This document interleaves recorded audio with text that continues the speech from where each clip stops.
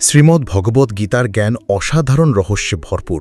জীবনে তুমি আর কিছু জানো বা না জানো, যদি শুধু গীতার জ্ঞান তুমি উপলব্ধি করতে পারো, তবে জীবনে তুমি সেই সব কিছুই পেতে পারবে যা তুমি সত্যিই পেতে চাও। তোমার জীবনের সবচেয়ে বড় দুঃখ, দুর্দশা, অশান্তি, সমস্যা সব কিছুকে সহজেই দূর করতে পারবে। গীতার জ্ঞান মানুষকে প্রতিটি ভয় থেকে মুক্তি দেয়, প্রতিটি চিন্তা থেকে আজাদ করে দেয় এবং সাফল্য ও খ্যাতি অর্জনের পথ প্রশস্ত করে। তাই প্রতিদিন ঘুমানোর আগে এবং সকালে ঘুম থেকে উঠে অবশ্যই এই জ্ঞান শুনবে, মনোযোগ দিয়ে গ্রহণ করবে। এতে করে ধীরে ধীরে তোমার ভেতরের অশান্তি দূর হবে, মন শান্ত হবে আর জীবনে তুমি পাবে এক অদ্ভুত শক্তি। আর যারা এখনও সাবস্ক্রাইব করনি তারা অবশ্যই আমাদের মেসেজ অফ ধর্ম চ্যানেলটি সাবস্ক্রাইব করো, যাতে প্রতিদিন গীতার এই পবিত্র বাণী তোমার কাছে পৌঁছাতে পারে। গীতা আরও জানায় যে আজকের যুগে সত্যিকারের ভালোবাসা বা সৎ সম্পর্ক খুব কম মানুষই সহ্য করতে পারে, কারণ মানুষ মিথ্যার সঙ্গে অভ্যস্ত হয়ে গেছে। সম্পর্কগুলো বাহ্যিক ভানেই সীমাবদ্ধ। তাই যখন কেউ আন্তরিকভাবে সত্যিকারের ভালোবাসা দেয়, তখন তার প্রতিদান হিসেবে প্রায়শই দুঃখই পেতে হয়। এক বিদেশি ভ্রমণকারী ভারতবর্ষে এসেছিলেন। তিনি সেই দুধ দেওয়া সম্ভব? হোটেলওয়ালা বললেন, অবশ্যই, আমি আপনাকে খাঁটি দুধ এনে দেব। সেই বিদেশি অতিথি দুধ খেলেন এবং সত্যিই তার স্বাদে মুগ্ধ হলেন। তিনি আরও 1 গ্লাস দুধের অর্ডার দিলেন, কিন্তু 2 গ্লাস দুধ খাওয়ার পরেই তার পেট খারাপ হয়ে গেল, হজম শক্তি নষ্ট হল এবং পরের দিন তিনি অসুস্থ হয়ে পড়লেন। হোটেলওয়ালা বিস্মিত হয়ে গেলেন। যে দুধ অসুখ সারায়, শরীরকে শক্তি দেয়, সেই দুধ খেয়ে তিনি অসুস্থ হলেন কিভাবে? ডাক্তার এসে বললেন, এর হজম শক্তি আসল দুধ সহ্য করার মতো নয়। এতদিন এ শুধু নকল দুধই খেয়ে এসেছে, তাই খাঁটি দুধ হজম করার ক্ষমতা এর শরীরে নেই। ঠিক তেমনি আজকের কলিযুগের মানুষও, তারা সারা জীবন মিথ্যার ওপর দাঁড়িয়ে থাকে, মিথ্যার সম্পর্ক গড়ে তোলে, মিথ্যার পথেই চলে। তাই যখন কোনো সত্যিকারের সম্পর্ক বা খাঁটি প্রেম তাদের জীবনে আসে, তখন তারা তা সহ্য করতে পারে না, গ্রহণ করতে পারে না। সত্যিকারের ভালোবাসা ও সম্পর্কের আসল মূল্য তারা বুঝেই না। গীতা আমাদের এখান থেকে শেখায়, কলিযুগে মানুষের জীবন ক্রমশ অশান্ত হয়ে উঠবে। প্রতিটি মানুষের জীবন জটিল সমস্যায় জড়িয়ে যাবে। মানুষ শুধু নিজের স্বার্থের কথাই ভাববে, নিজের বাইরে অন্য কারোর জন্য মনোযোগ দেবে না।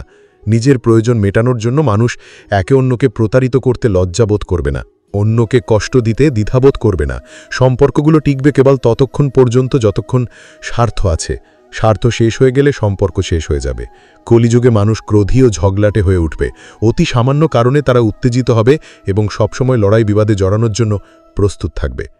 কারো জীবনেই শান্তি দেখা যাবে না। এই কারণে গীতা বলে, কলিযুগে মানুষের সঙ্গে যতটুকু প্রয়োজন ঠিক ততটুকুই সম্পর্ক রাখো। অতিরিক্ত জড়িয়ে পড়লে শেষে তোমার প্রাপ্তি হবে শুধু দুঃখ আর যন্ত্রণা। মানুষের কাছ থেকে সুখ আশা করা একেবারেই ত্যাগ করো। এ পৃথিবী এক মায়ার জগৎ। এখানে সবকিছু বাইরে থেকে আকর্ষণীয় মনে হলেও ভেতরে শূন্য। মানুষের মধ্যে সুখ কেবলই প্রদর্শিত হয়, বাস্তবে তাকে না। যেমন আয়নায় তুমি নিজের প্রতিচ্ছবি দেখতে পাও, অথচ সেটি প্রকৃত তুমি নও, কেবলই ছায়া। তেমনি মানুষের মধ্যে প্রকৃত আনন্দ, প্রকৃত ভালোবাসা খুঁজতে যেও না। বোঝো যে তোমার শান্তি, তোমার আনন্দ, তোমার সুখ কেবল তোমার অন্তরের মধ্যেই আছে। গীতার পরবর্তী শিক্ষা হল, প্রতিটি মানুষ নিজের কাজের জন্য একমাত্র নিজেই দায়ী। ঈশ্বর মানুষকে সম্পূর্ণ স্বাধীনতা দিয়েছেন। সে চাইলে সৎকর্ম করবে, চাইলে অসৎকর্ম করবে, তাকে কেউ আটকাবে না। তাই মানুষ যা কর্ম করবে সেই অনুযায়ী ফল পাবে। মানুষের জীবনে যে সুখ দুঃখ আসে তা আসলে তার নিজের কর্মফল।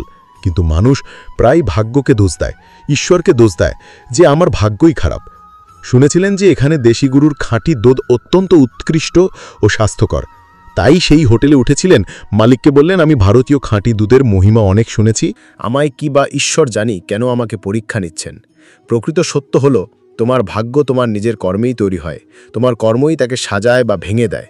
যে ঈশ্বর বা প্রকৃতিকে তুমি দোষ দাও, সে আসলে কেবল তোমার কর্মফল তোমার কাছে ফিরিয়ে দেয়। তাই পুরো দায়িত্ব তোমার নিজের। তোমার জীবন যদি ভালো হয় তার কারণ তুমি নিজেই, আর যদি জীবন দুঃখময় হয় তার কারণও তুমি ছাড়া আর কেউ নাই। নিজের দায়িত্ব থেকে কখনো পালিয়ে যেও না। যতক্ষণ পর্যন্ত তুমি এ সত্য স্বীকার না করবে যে নিজের জীবন তুমি নিজেই গড়ে তোলো বা ভেঙে দাও, ততক্ষণ তুমি পরিবর্তনের কোনো পদক্ষেপই নেবে না। কারণ যদি তুমি ভেবে বসো যে আমার হাতে কিছুই নেই, সব কিছুই ভাগ্যের হাতে, সব ঈশ্বরের হাতে, তবে তোমার জীবনে কোনো উন্নতি আসবে না। ঈশ্বর বা ভাগ্য তোমার জন্য কিছুই করে না, তোমার নিজের কর্মই নির্ধারণ করে তোমার জীবনে সুখ আসবে না দুঃখ। আরও একটি গুরুত্বপূর্ণ শিক্ষা গীতা আমাদের দেয়, এই যুগে যদি তুমি পড়ে যাওয়া ব্যর্থ হও, তবে তোমাকে তুলতে কেউ আসবে না, তোমাকে ভরসা দিতে সাহায্য করতে কেউ এগিয়ে আসবে না। আর যখন তোমার খারাপ সময় আসবে তখন সবাই তোমাকে ছেড়ে পালিয়ে যাবে। কিন্তু আশ্চর্য হলো, যখন তুমি সফল হতে শুরু করবে, জীবনে এগিয়ে যাবে, তখন সবাই তোমাকে টেনে নামানোর চেষ্টা করবে। এ পৃথিবীর স্বভাবই এমন, দুঃখী মানুষকে কিছু দেয় না, সুখী মানুষকে সহ্য করে না। জীবন এমনই এক নিয়মে চলে, এখানে তোমাকেই পড়তে হবে আর তোমাকেই উঠে দাঁড়াতে হবে। আজকের দিনে মানুষ এতটাই ব্যস্ত হয়ে পড়েছে যে কারোর মৃত্যু হলেও তারা ভাবে দ্রুত দাহ সংস্কার করো, আমাদের অন্য কাজে যেতে হবে। কারো জীবনে কি ঘটছে, সে কি যন্ত্রণার মধ্যে দিয়ে যাচ্ছে, তা জানার বা বোঝার মতো সময় বা ইচ্ছা আজ আর কারো নেই। প্রত্যেকেই কেবল নিজের কথাই ভাবে, নিজের জীবন নিয়েই ব্যস্ত। তাই মানুষের কাছ থেকে আশা করো না যে তারা তোমার দুঃখে পাশে থাকবে। তোমার সত্যিকারের সঙ্গী কেবল ঈশ্বর আর তুমি নিজেই। ভগবদ গীতা আমাদের এমন অমূল্য উপদেশ দেয়, যার গভীরতা এত বিস্তৃত যে মানুষ জীবনের প্রতিটি ক্ষেত্রে তা উপলব্ধি করতে পারে। গীতা স্পষ্ট করে বলে, যদি কোনো সম্পর্ক, কোনো কাজ, কোনো ব্যবসা বা জীবনের কোনো বিষয় তোমার মনের শান্তি আর আনন্দ কেড়ে নেয়, তবে তার পিছনে কখনো ছুটবে না। বুঝে নাও সেটি তোমার জন্য তৈরি হয়নি। তুমি যতই চেষ্টা করো না কেন, সেই জিনিস কোনোদিন তোমার হাতে আসবে না। তুমি সেই সম্পর্কের সুখ খুঁজবে, কিন্তু তার বদলে পাবে কেবল অস্থিরতা আর কষ্ট। জীবনে আমরা সব সময় দু ধরনের জিনিস পাই, একটি যা আমাদের মনকে ভালো লাগে, আর একটি যা আমাদের জন্য সত্যিই ভালো। কিন্তু সব সময় মনকে ভালো লাগা জিনিস সঠিক নাও হতে পারে। অনেক সময় যেটা সত্যি আমাদের জন্য কল্যাণকর, সেটা মনকে ভালো লাগে না। তাই কেবল মনের পছন্দের পিছনে দৌড়াবেন না, বরং যেটা আপনার জন্য সত্যি সঠিক সেটা কি গ্রহণ করাই উচিত। কারণ মন প্রায়ই আমাদের সেই পথে নিয়ে যায় যা আমাদেরকে জটিলতায় ফেলে বিভ্রান্ত করে রাখে। মহাভারতের যুদ্ধক্ষেত্রে যখন যুদ্ধ শুরু হতে যাচ্ছিল, তখন অর্জুন শ্রীকৃষ্ণকে বললেন, আমি যুদ্ধ করব না, নিজের স্বজনদের হত্যা করাচ্ছে সন্ন্যাস গ্রহণ করাই শ্রেয়। যদিও কৌরবরা আমাদের প্রতি অনেক অন্যায় করেছে, তবু আমি কেমন করে আমার আত্মীয়দের বিরুদ্ধে অস্ত্র তুলব? তখন শ্রীকৃষ্ণ তাকে বললেন, এখানে তোমার মনের ভালো লাগার কোনো স্থান নেই। এখানে কথা হচ্ছে ধর্ম অধর্মের, ন্যায় ও অন্যায়ের। যদি তুমি যুদ্ধ না করো, তবে অধার্মিক আর পাপিষ্ঠরা আরও অধর্ম করবে, আরও অন্যায় করবে, জনগণকে কষ্ট দেবে। তাই মনের ভালো লাগার পিছনে নয়, বরং যেটা সঠিক সেই কর্ম করো। তোমার জীবনের এবং সমাজের মঙ্গল সেখানেই নিহিত। গীতার একটি শিক্ষা হলো, যতক্ষণ তুমি অন্যদের কাছ থেকে সম্মান পাওয়ার আশা করবে, ততক্ষণ অবমাননা তোমার সঙ্গী হবে। যতক্ষণ তুমি চাইবে কেউ তোমাকে গুরুত্ব দিক, ততক্ষণ তোমার কোনো মূল্য কেউ দেবে না। মানুষের কাছ থেকে সম্মান পাওয়ার উচিত নয়, কারণ পৃথিবীর অধিকাংশ মানুষ স্বার্থপর। তাদের স্বার্থ পূরণ হলেই তারা ভুলে যায় তুমি তাদের জন্য কি করেছো। তুমি সারা জীবন কারোর জন্য নিঃস্বার্থভাবে সব দেবে, কিন্তু তারা সম্পর্ক ভাঙতে এক মুহূর্তও নেবে না। অথচ তুমি চাইতে থাকবে তারা যেন তোমার কদর করে, কিন্তু এরা কারোরই নয়। তাই তাদের জন্য মরতে যেও না, বরং নিজের জন্য বাঁচতে শিখো। আরেকটি শিক্ষা, যা হয় ভালোই হয়, যা হচ্ছে ভালোই হচ্ছে, আর যা হবে সেটিও ভালোই হবে। শুনতে সহজ, কিন্তু মানতে সবচেয়ে কঠিন। কারণ জীবনে যখনই আমাদের সঙ্গে অন্যায় ঘটে বা দুঃখ আসে, তখন মনে হয় যেন সবই ভুল। মানুষ স্বার্থপর মনে হয়, জীবন অন্যায় মনে হয়। তখন এই কথাটা সত্যি বলে মনে হয় না, কিন্তু বাস্তব হলো দুঃখ আমাদের শক্তিশালী করে, স্বচ্ছ শক্তি দেয়। যখন কেউ আমাদের আঘাত দেয়, তখনই আমরা বুঝতে পারি আসলে কার জন্য আমরা সব করছিলাম, আর সেই মানুষটির কাছে আমাদের কোনো মূল্যই ছিল না। যেমন একটি শিশু যখন অসুস্থ হয়, তখন মা তাকে তেতো ওষুধ খাওয়ায়। শিশুর কাছে তা একেবারেই অরুচিকর, কিন্তু সেই তেতো ওষুধই রোগ সারায়। জীবনের কষ্টও তেমনি আমাদের চোখ খুলে দেয়, মানুষ চিনতে শেখায়, লড়াই করতে শেখায়, এগিয়ে যেতে শেখায়। আসলে মানুষকে ঠিকমতো চেনা যায় তখনই যখন সে আমাদের সাথে খারাপ ব্যবহার করে। সবাই মুখে মুখোশ পড়ে থাকে, কিন্তু যখন তাদের স্বার্থ ফুরিয়ে যায়, তখনই তাদের আসল চেহারা প্রকাশ পায়। তাই জীবনে কষ্ট পাওয়ারও মঙ্গলজনক, কারণ তাতে আমরা শক্ত হতে শিখি, জীবনের গভীর সত্য বুঝতে পারি। ভগবদ্গীতার আরেকটি গুরুমূলক শিক্ষা হলো, জীবনে কখনো কারো দাসত্বে বেঁচে থেকো না, কারণ উপর নির্ভরশীলও হয়েও না। যতক্ষণ তুমি স্বাধীন, ততক্ষণ কেউ তোমাকে কষ্ট দিতে পারবে না, কেউ তোমাকে ব্যবহার করতে পারবে না। কিন্তু যেই মুহূর্তে তুমি কারোর উপর নির্ভরশীল হলে, সেই মুহূর্ত থেকে সে তোমাকে শোষণ করা শুরু করবে। জীবনে নিজের কাজ নিজে করার অভ্যেস না থাকলে মানুষ তোমাকে দাসত্বে আবদ্ধ করে রাখবে। অফিসে বস, ঘরে পরিবার কিংবা বাইরের মানুষ, যার উপর তুমি নির্ভরশীল হয়ে পড়বে, সে তোমার স্বাধীনতা কেড়ে নেবে।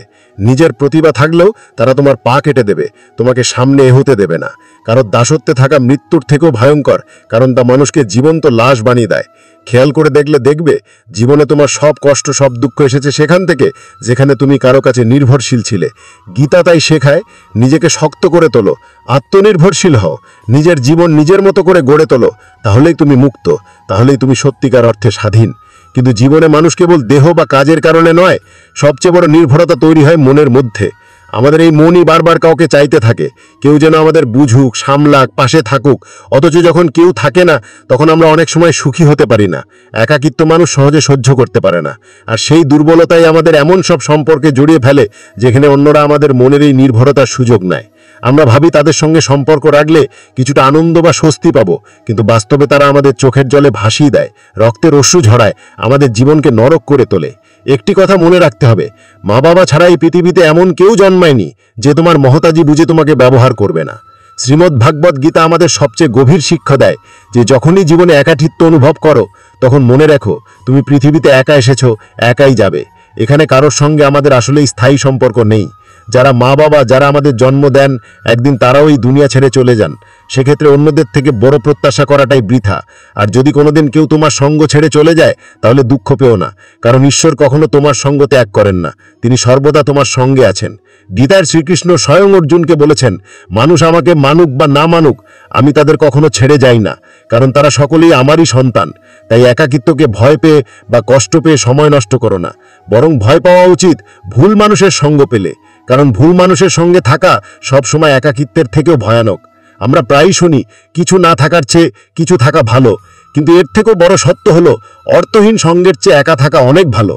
তাই একা থাকাকে কখনো দুর্বলতা ভেবো না। গীতা শেখায় জীবনে যখনই কঠিন সময় আসুক ভেঙে পড়বে না, শুধু একটু ধৈর্য ধরো।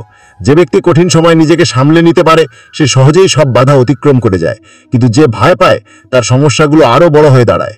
তাই সাহস হারিয়ে নয়, শান্ত থেকে অপেক্ষা করলেই জীবনের সব ঝড় কেটে যায়।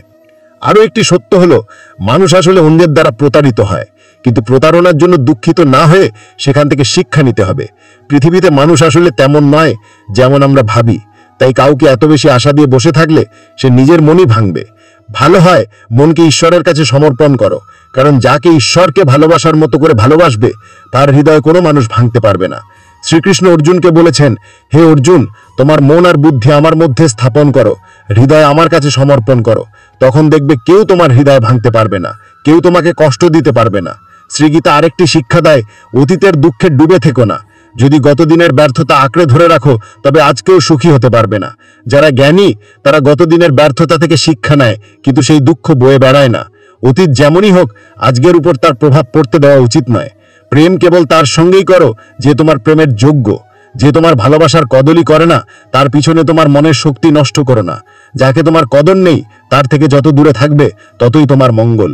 একটি কঠিন সত্য হলো, আমাদের আত্মীয় স্বজনরাই আমাদের সাফল্যে সবচেয়ে বেশি ঈর্ষান্বিত হয়। বাইরের মানুষ ততটা পাত্তা দেয় না, কিন্তু ঘনিষ্ঠ আত্মীয়রাই সবসময় আমাদের জীবনের দিকে নজর রাখে। বাইরে থেকে তারা বলবে সফল হও, এগিয়ে যাও, সুখী হও, কিন্তু সত্যিই যখন তুমি সফল হবে তখন তাদের হৃদয়ে ঈর্ষার আগুন জ্বলবে। মহাভারতের যুদ্ধ বাইরে শত্রুর সঙ্গে ছিল না, বরং আপন ভাইদের মধ্যে ছিল। দুঃশাসন, দুর্যোধন, তারা পাণ্ডবদের সুখ সমৃদ্ধি সহ্য করতে পারত না। সেই ভাইদের হিংসা আর মোহের ফলেই ভয়ঙ্কর যুদ্ধ শুরু হয়েছিল, যেখানে অসংখ্য প্রাণ হারিয়েছিল। গীতা আরও বলে, যত বেশি তুমি কারোর প্রতি আসক্ত হবে তত বেশি সে তোমাকে কষ্ট দেবে।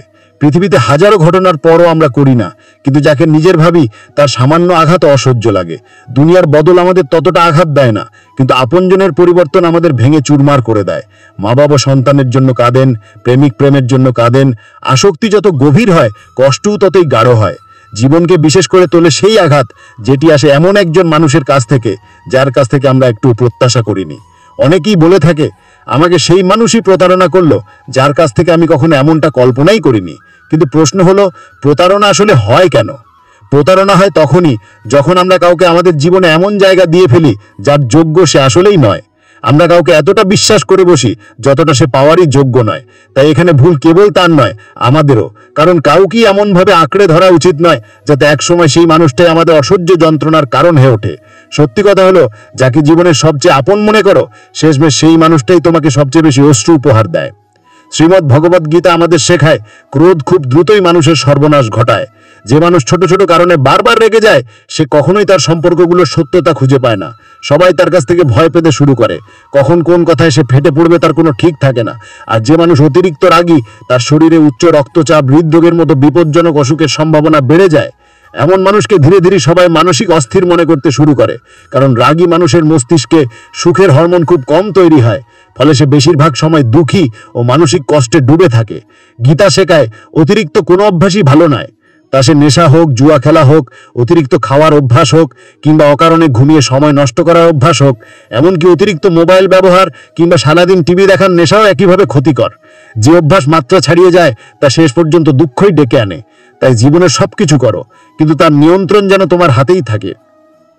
জীবনকে সত্যিই উপভোগ করতে চাইলে ভারসাম্য রেখে চলতে শিখো। আরও একটি শিক্ষা গীতা দেয়, জীবনে যখনই কোনো কঠিন সময় আসে আর পাশে কাউকে পাওয়া যায় না, তখন অন্তত ঈশ্বরের কাছে প্রার্থনা করো। অনেকে বলে থাকেন, আমরা তো প্রার্থনায় অনেক কিছু চাই কিন্তু পাই না। কিন্তু আসল সত্য হলো, প্রার্থনা মানে ভিক্ষা চাওয়া নয়।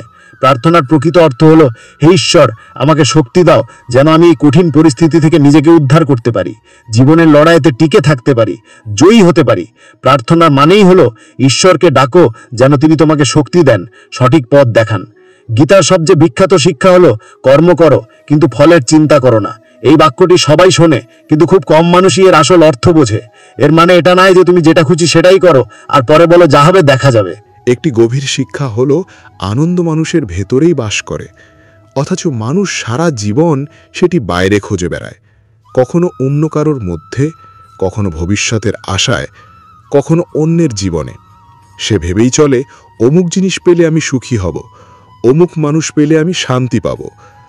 অথচ সেই আনন্দ কখনোই বাইরে পাওয়া যায় না, কারণ সত্যিকারের আনন্দ আমাদের অন্তরের ভেতরেই লুকিয়ে আছে।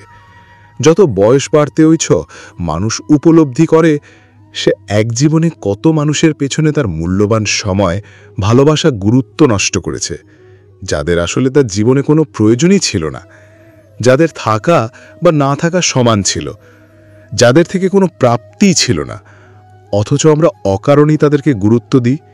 বন্ধুরা, আজ এ পর্যন্তই।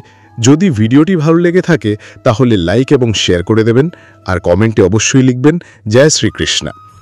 আর আপনারা যারা এই চ্যানেলে নতুন, তারা অবশ্যই চ্যানেলটি সাবস্ক্রাইব করে পাশে থাকা বেল বাটনটি প্রেস করে রাখবেন, যাতে পরবর্তী ভিডিও নোটিফিকেশন সবার আগে আপনার কাছে পৌঁছে যেতে পারে।